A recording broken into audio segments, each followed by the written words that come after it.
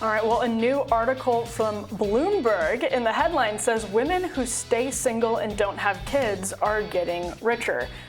Ryan. I'm shocked. I am shocked. The subheading, Forging Marriage and Parenthood has a bigger payoff for American women than men, according to new research.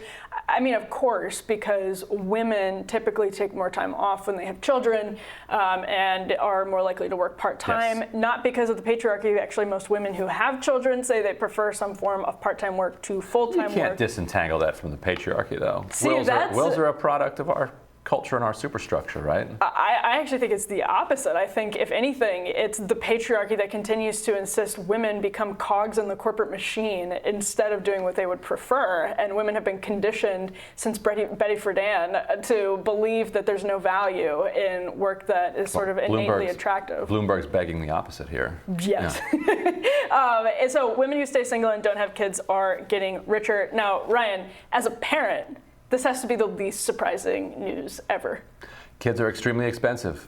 Yes, and that's one reason that I thought the child tax credit was such an important policy. Because congratulations to the woman who's getting rich, or the man who's getting rich because he's not having kids.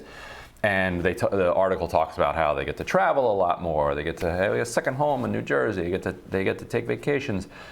All of the people that produce the economic growth that enables that luxurious lifestyle.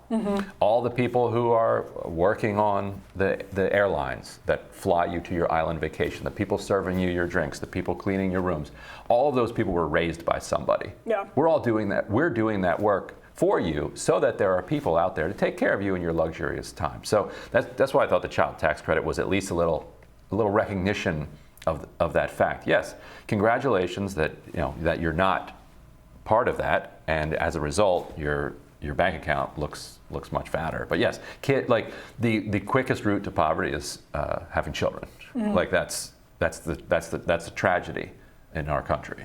Well, and actually where I think it gets even more tragic and gets to the point we were kind of debating a little bit earlier in the segment is that Lyman Stone at the Institute for Family Studies has found American women actually are having less children than they say they want, which is extremely sad. And it's extremely sad when you consider, I think this was Mindy Kaling she was in one of the glossy magazines recently, talking about how parents as a gift for their young daughters, who I think it was either graduating high school or college, should be given egg freezing so that they can focus on their careers in their 20s, which from your perspective, I imagine is a very sad statement on the sort of impossibility of workplaces that make it easier for women to have, for women to work and have fulfilling personal lives in ways that they might want to.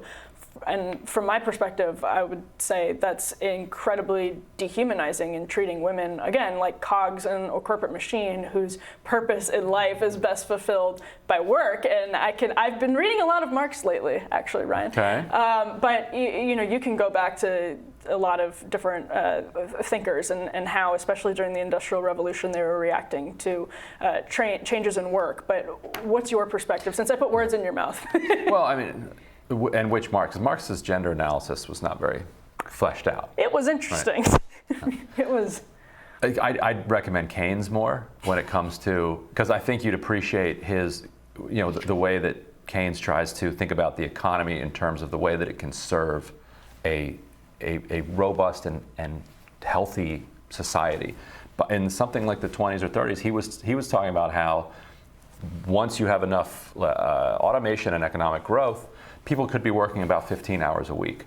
And there's some interesting studies that say that if you combine life expectancy, the growth in life expectancy, which has since recently reversed, with the extra amount of retirement that people have, coupled with the kind of extended adolescence, 150 years ago, people started hitting the factories by the time they're 10, 11, 12. Yeah. Now often you're pushing that deep into your 20s. And so if you combine that, let's call it leisure, with the retirement leisure and add it all together, actually a lot of people are working an average of, say, 15, 20 hours a week over their entire lifetimes. But the mistake that we make is then we jam it all onto people when they're also in a place where they're starting to create families, and and they're completely sleep deprived. No, and it's interesting because actually I wasn't even referring to Marx's work on gender or sex, but more his work on alienation and labor in general, and the way we're conditioned to work post-industrial revolution and in post-industrial world. It happened really quickly. And in the United States, I mean, listen, I'm here. I'm happy to be here. I think it's great that women have those freedoms, and there are a lot of people who I wouldn't agree with who I absolutely owe a debt of gratitude to for fighting for that. There's no question about it. That doesn't mean that I think every part of it was good, or that we fully thought through all of the ways women might be fulfilled differently. Right. His point is profound and correct, that when you are exploited for your labor, that your soul is alienated by that, and it starts to rip society apart. And Mindy Kaling is just asking more women then, and this would be my opposition to it. She's prioritizing that soul-ripping exploitation over something that's, I think, very clearly much more human and much more fulfilling. So, these are deep issues, but I'm actually glad there's more conversation about them, because I think the rapid advancements in technology, not just in the past 10 years, but in the past 200 years, and you can even go further back than that, have really changed the way we live very quickly. And it's worth pausing and just kind of thinking about things. Yeah, for sure. And Zach Carter's Keynes biography is the place to go for that one. You'll love it.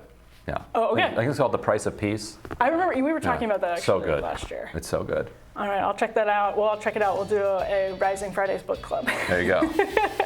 We'll have more Rising for you after this.